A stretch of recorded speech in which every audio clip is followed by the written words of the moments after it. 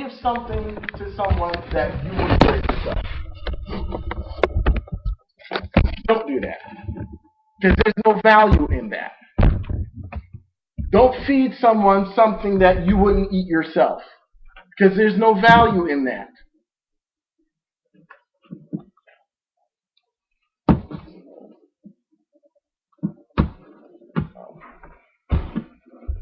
So we're back, inshallah. Hopefully we can get back to our notes. So, okay.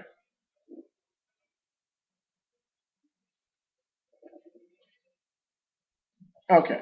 A couple of points that I wanted to make. We already talked about you can't feed the same person repeatedly. If you break it up, let's say if you're required to do 30 days and one person gets 5, 10 of the 30 days, that's fine. But that one person can't get all 30 days.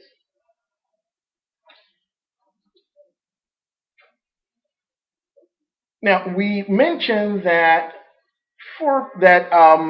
intercourse violates the fast. If a person does something that leads to ejaculation, that likewise is considered the same as intercourse. So foreplay, whatever, anything that leads to that outcome, that requires, again, the kafara or the expiation.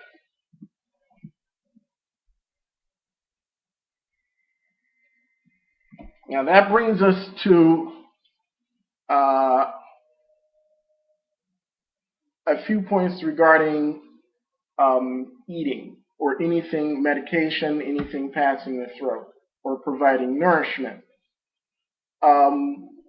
Anything that passes the throat, even if it does not provide nourishment, breaks the fast. So it doesn't have to be food. It could be anything. If a person swallowed a penny, for example, or a pebble, for example, that violated the fast, even though there's no nourishment that's provided. There's no nutritional value from a person. As a matter of fact, there's harm. There's no nutritional value from a person ingesting an object that is not meant to be ingested. However, that does violate the fast. Now, a person receiving an injection does not necessarily violate the fast, but they should make up that day as a precaution. Likewise, a person that's wearing a patch for whatever reason. Again, you should make up the day, but if you don't, then there's absolutely nothing wrong with that. Yes. Eye drops as well. Now, if again, we all know that some of these organs are connected. So if, in fact, you use eye drops and you notice it reaching your throat, then you've broken your fast. Yes. You wash your mouth out with water. Yes, we're going to get to rinsing out your mouth and brushing your teeth. If you're a person and you know your oral hygiene habits.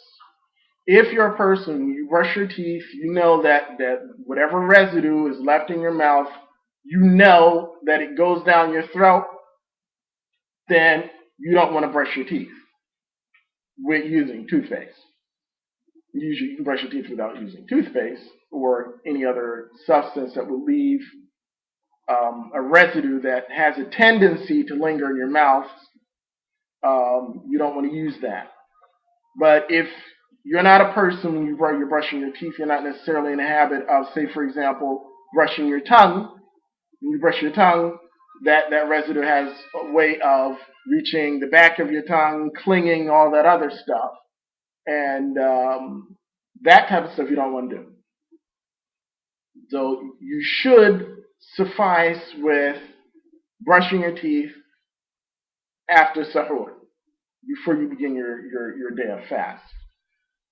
And deal with, okay, my breath isn't the freshest, but Allah subhanahu wa ta'ala is pretty pleased with that. That's all that matters. You may offend a couple of people, but they'll get over it.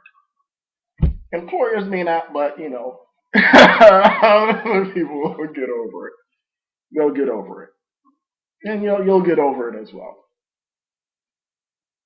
Was there another question? Okay, moving on. Yes.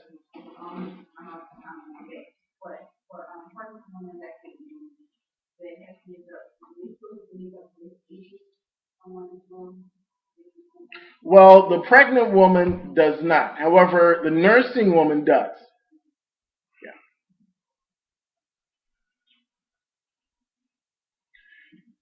Yeah. Beginning and ending your day of fast.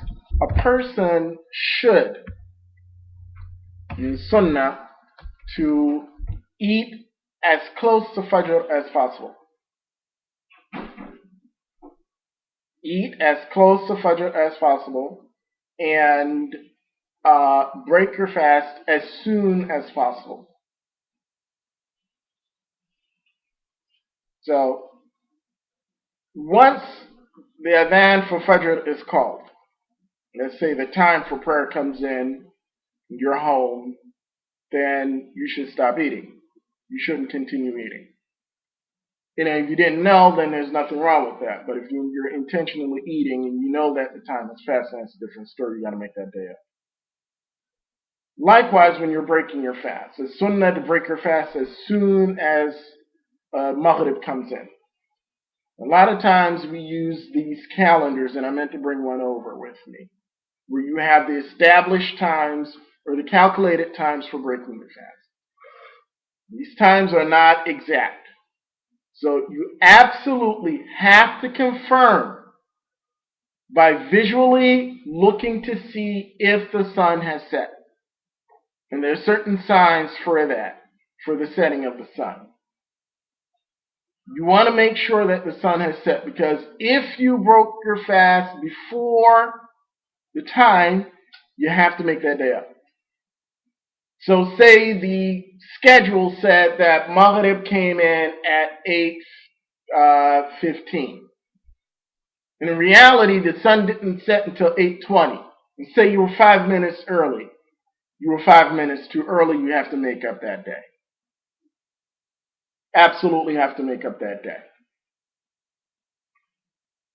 So we want to make sure, again, specifically with Maghrib, that there's a visual. That I see, I'm sure that there's confirmation. I looked to confirm that the sun, it's better to be safe than to have to make up a whole day.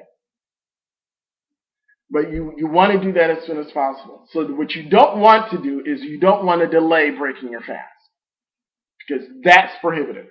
Where, Maghrib comes in, you decide, I'm going to make salah before I break my fast. No, you can't do that. You're not supposed to do that. So you're supposed to break your fast. You can even eat. You feel that the presence of food is a distraction from your salah, you eat first. So if you feel that you're going to be thinking of what's prepared, what's awaiting you for dinner, you don't want that, because that's interfering with the quality of your salah. So you absolutely want to go ahead, get that out the way, and then you make your salah. You want to try to do that in a timely manner so that you don't miss, because the window for Maghrib is very narrow. The window for Maghrib does not extend all the way until, and technically, once Maghrib is out, Isha is in. There is no dead time in between. That's technically. Unlike, the time between Fajr and Dhuhr. That's unique to Fajr and Dhuhr. Once the sun rises, Fajr is out. Dhuhr does not come into much later. Once Maghrib is out, Isha is in.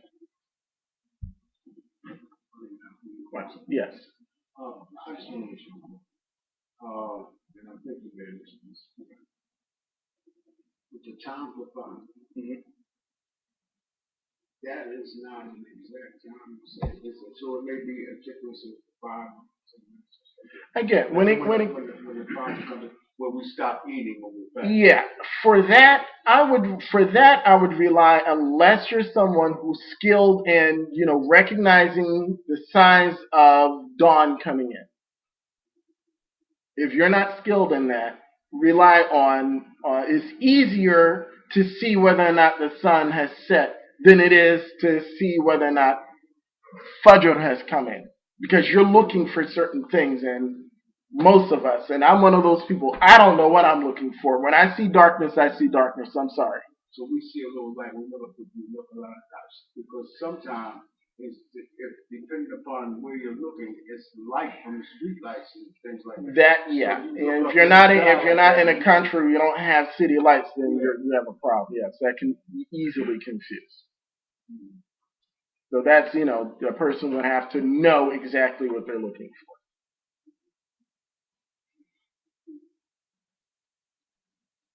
Yes. Question, between the John and the Talmud for my grip, that's the same time to drink the cup.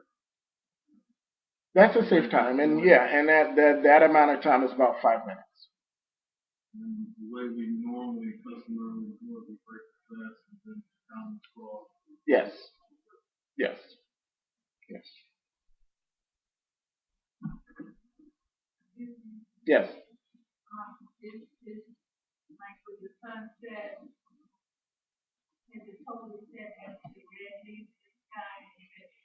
Yes. Once the redness in the sky disappears, then Maghrib is out. So if a person were to pray after that, they would be praying late. But up until then, that person would be praying on time or within the assigned time.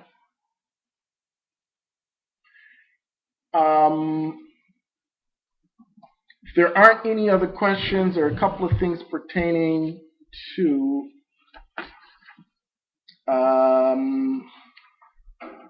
the value and the reward for participate or doing certain acts during the holy month. One is the importance of trying to read as much of the Quran as possible during holy month of Ramadan. Prophet ﷺ used to review annually with the angel Jibreel alayhi salam. So the angel Jibreel alayhi salam would come to the Prophet ﷺ, and the Prophet ﷺ would ask him to listen to him to make sure that what he remembered is what was revealed. And this exercise he would do annually. And this is something we want to do. We want to make it part of our practice, and it's part of what Muslims customarily do, that they try to read or complete the reading of the entire Quran during the holy month. And reading of the Quran with some reflection. Reading of the Quran with some reflection. Not simply reading it just to utter the words, but reading of the Quran with some reflection so that inshallah we can benefit. Likewise, the reward outside of Ramadan, as Prophet ﷺ tells us, that at minimum for each letter uttered, a person is rewarded 10 times, 10 hasana. That's outside of Ramadan, and everything is multiplied. All good deeds are multiplied during the holy month. So you can anticipate that's the sky's the limit with regards to reading Quran, making extra salah, doing dhikr, etc. Praying in a masjid, coming to the masjid to perform your prayers, to perform not only Salatul Taraweeh, but if you're, for example, while you're traveling in your travels, while you're going back and forth to work, if salah time is in, as opposed to you waiting till you get home to make salah. There's a masjid on your route, or that's not too far away from you. Make an effort to pray in congregation, because as we know, the value of prayer in congregation is greater than prayer individually by at least 27 degrees. And this is outside of Ramadan. And of course, as we said, during Ramadan, reward is increased. Also, not only are you rewarded for your prayer, but the fact that your travel for every step, and if you're driving, Allahu Alam, for every time your wheel turns, or however Allah subhanahu wa ta'ala will reward you for that, you're rewarded for that. You're traveling to prayer. You're rewarded for that. So Allah subhanahu wa ta'ala provides us with endless incentive to go out of our ways to better ourselves. So reading Quran, going to the masjid for the regular prayers and for the Taraweeh. And the Taraweeh prayer, Isha, comes in approximately 9:30-ish, something like that. So Taraweeh, praying Taraweeh around quarter of 10, inshallah. And as the month goes on, of course, Aisha will be coming in earlier, so at some point we'll be praying Taraweeh at approximately 9:15. Feeding others outside of what you're required to do. There's tremendous reward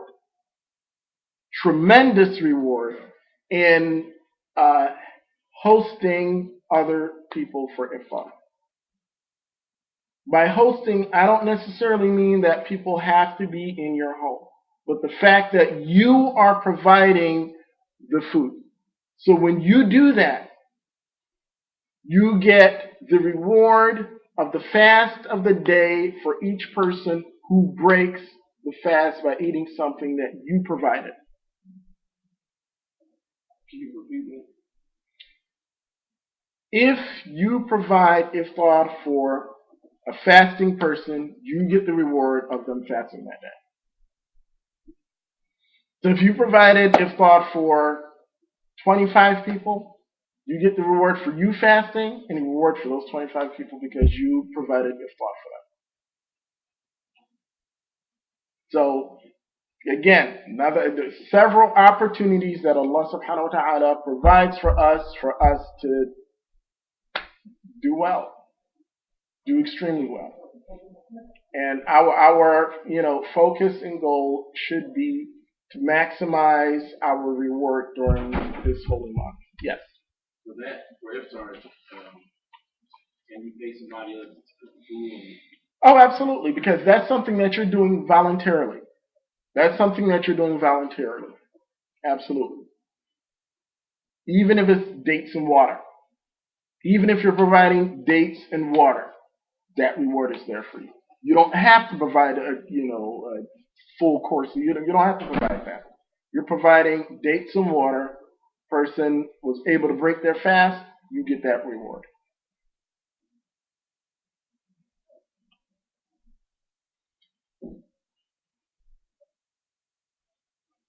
Okay. I don't have anything else, unless there are any other questions. There are a couple of things that I wanted to share with you before we close. So if there are any other questions, you can ask them now before. Actually, there's a couple of things that I overlooked that I need to mention. But go ahead. Yes. As a matter of fact, that's what I was getting ready to cover. Now, so let's say we start fasting tomorrow. You absolutely have to make your intention to fast Ramadan before the day of Ramadan. So you can't wake up, I woke up, sun is up, I'm fasting. That doesn't work.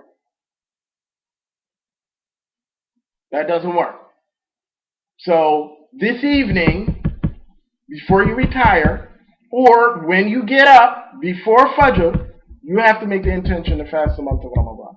You don't have to do that every day, but you absolutely have to do that before Ramadan begins. You absolutely have to do that before Ramadan begins. Now, if for some reason your fasting of Ramadan is interrupted, which is very, very possible, when you can resume your fasting of Ramadan, you have to resume that fasting with a new intention. Yeah, here and then. So we can say at the beginning of Ramadan, Yes. we can say to Allah that we intend to fast the entire month. And do we have to do that? If we say that to Allah, and first of all, can we do that? Can we say to Allah that I intend to fast for the entire month of Ramadan at the beginning of Ramadan? Mm-hmm. And then do we have to say it like you just said every day? Absolutely not. And furthermore, your intention is not necessarily something that you say. So if it's something that you say, that's fine. Yeah, no. I have to we got to make that clear, because some people say that you have to say, you literally have to say something. And that's not how intentions work anyway. You say one thing, you intend something totally different. Mm-hmm. So, your intention is what you plan on doing. And Allah subhanahu wa ta'ala knows that. But you have to be clear. You have to be clear on what it is that you're doing. So I'm clear that what I'm about to do, I'm about to fast on Ramadan. That's your intention. You know that Ramadan is approaching. When you wake up or before you retire, tomorrow when I wake up, I'm going to fast day 1 through day 29 or 30. That's your intention. And it's not necessary for you to utter anything, because we don't do that any other time. I mean, those who say that you have to say something, you have to openly declare your intention before you make salah, you don't have to do that. As long as you know what you're doing. I know that, and we all know that happens. So, it happens when you make wudu. Sometimes you're washing your hands. Next thing you know, you're going through the motions. That's not wudu. That's you going through the motions because you didn't have the intention of making wudu. Likewise, if you have to be clear on what salah you're making. If I'm making sunnahs, I know what sunnahs I'm making. If I'm making the fard, I know what salah I'm making. If I have to make up, I know that I'm making dhuhr and then asr and then maghrib, for example. And not that I just start praying and then after I start praying, they say I had to make dhuhr, so I'm making dhuhr. That's unacceptable. Likewise, if I wake up late and I didn't have time to eat sahur, I'm required to continue to fast, but that day doesn't count because I didn't have the intention of fasting that day. Unless you've already openly declared your intention at the beginning of Ramadan. Yes. So if you go to the bathroom, you just wash your hands. Yeah. While you wash your hands, you remember wudu. So you start putting the water in your mouth. You just start over again because you made intention, but you made your intention after you already started. No, because technically, before you put the water in your mouth, you declared your intention, therefore you're fine. But if you declared your intention after you put the water in your mouth, then you have to start all over again. Because technically, washing your hands is not part of the wudu like that. Okay. So, as far as Ramadan goes, as you said, you don't have to actually make a verbal statement. I plan to actually make an intention. You have to make, yes, absolutely. Does it, like for example, a lot of people will say, when you think about Ramadan, starting to come closer, like, okay, I'm trying to make this my best Ramadan, this, that, the other. Mm-hmm. Does that count as an intention, or you have to make it the night before? No. You have to make it the night before. Yeah, that doesn't count. You absolutely have to make it the night before. Or before Fajr. So when you wake up for Sahur, you know that, your intention is to fast the month of Ramadan in its entirety. That suffices for the entire month. So the following day, it's not necessary for you to do that again because you already, so it's a continuance. Yes.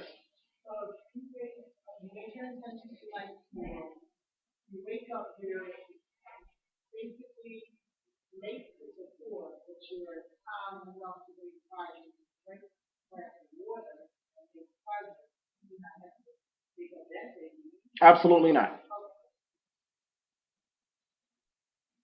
And again, as I said, your intention at the beginning of Ramadan suffices for the entire month. So if you wake up late one day during the month of Ramadan, you're fine. You know that you have to, even though you woke up late and you didn't eat sahur, does not mean that you're not fasting. That does not mean that you're not fasting. What it does mean that you'll have an extremely difficult day ahead of you, but that does not mean that you're not fasting. With that being said, instead, even if you wake up fast, any ingestion has to be done before fasting. Absolutely.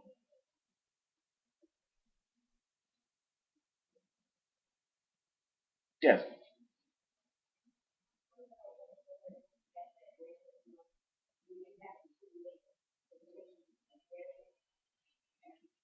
Absolutely. So when the cycle begins and ends, at the conclusion of the cycle, you renew your intention to fast the balance of Ramadan.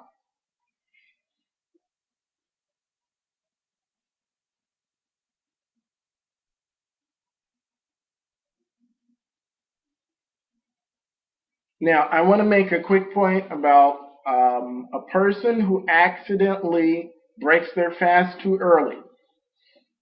So if the person accidentally broke their fast and the sun had yet to set, that person not only has to make up that day, but they're also required to feed a person. So feeding is necessary in that case.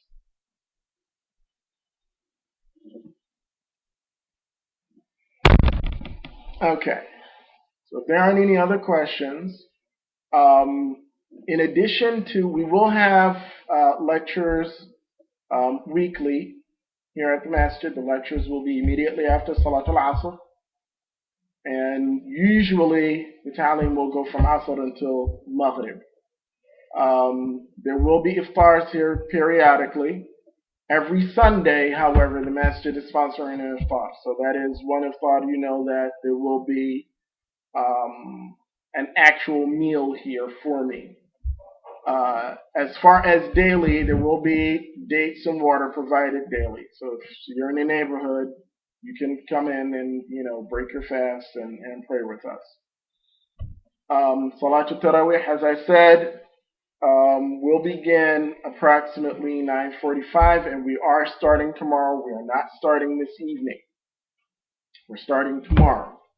Even if we start fasting tomorrow, we're starting Tarawih tomorrow. The reason being is that we're not going to sit around in the masjid waiting for a confirmed sighting. If a confirmed sighting comes at midnight, then, we're not praying Tarawih at midnight. And that we're not doing. As far as the notices or alerts, as far as the confirmed sighting, there will be a message on the answering service. We will be sending out text, emails to our contacts, and there, inshallah, on our Facebook page, there will be an announcement. So if you're on Facebook, you can go to Facebook, you'll find the announcement on Facebook, and possibly the website. That I don't know yet. I'm sorry, was that? I don't know when I don't know who on Twitter. We couldn't. I mean, we could do that. We may want to look into that. Well, I mean, he could, but you have to have a certain amount of contacts. And actually, you can set up Twitter through Gmail, and probably most email accounts.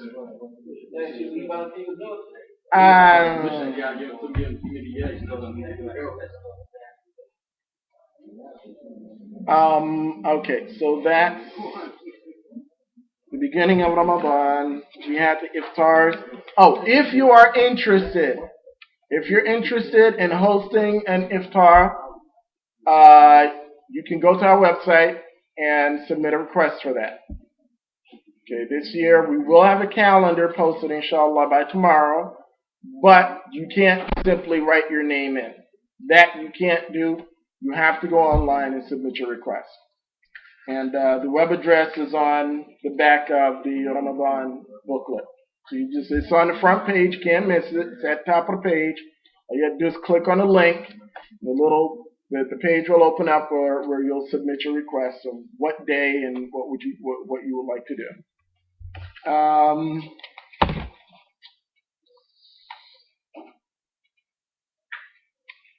And all other information is listed in the booklet. So yes. Not to be too premature, but are we here people planning to get up to this year at home? No. We, inshallah, will be participating with the Majlis. The Majlis, the plan is, and Brother Omar is here, Omar Sabir, inshallah, you can correct me if I'm wrong. I'm going to put you on the spot. So, is the convention center still in play?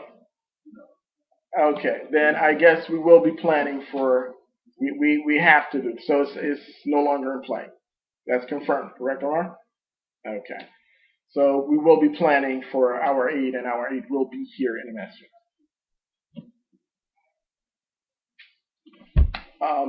Yes.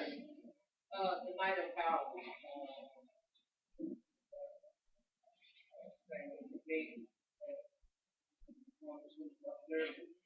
I remember one Ramadan where it was a big about working here.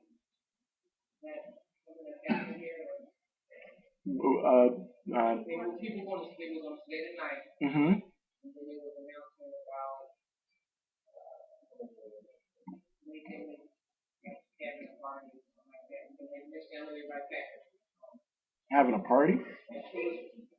It was that was the announcement. It was like people were here and they act like they're going to stay and they aren't having a party as opposed to them being here and worshiping, they're here and socializing. Yeah. Okay. We try to be lenient with that. Not the partying part. But the fact that the masjid is open, if someone wants to come and worship, you're free to come and worship and, remember why you're here. And it's always good for us to police ourselves by reminding each other why we're here. So I don't anticipate, any of that. I anticipate that the masjid will be open, and if people want to come and worship, they can come and worship. Until whenever. Okay. Anyone else? Yes. In the sense of when a person misses a certain amount of days, they have to make the days that they can get to. Now, what is the compensation that they have to make up for? They have to make up that day, and they have to feed for each day missed a person. Yeah.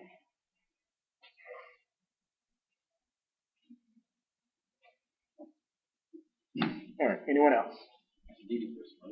Yeah, that's a needy person. So you can't. You have to establish need, true need. And that's something that we talked about, the value of your sadaqah, and that's included as well. So we don't want to take the easy way out. So in essence, it's easy for me to, give someone who really doesn't qualify a plate of food, as opposed to me seeking out someone who is really in need. Absolutely. Absolutely. So if in your route to work or whatever, you know of an area where people frequent, where they hang out, where they may even live, you can go there and take food to them as well.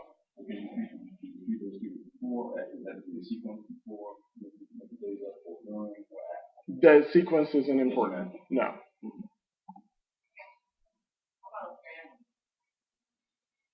If the family is in need, absolutely. Absolutely. Yes. So you said the end The educational lectures will be after Asr, and inshallah, the schedule will be posted on the bulletin board.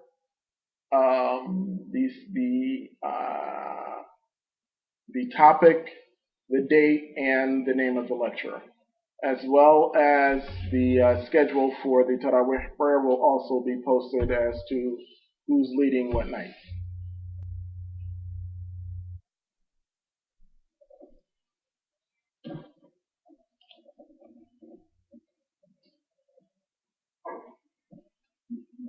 Okay, if there aren't any other questions, we will close with dua, inshallah. سبحانك اللهم وبحمدك نشهد أن لا إله إلا أنت نستغفرك ونتوب إليك والسلام عليكم ورحمة الله وبركاته رمضان مبارك إن شاء الله.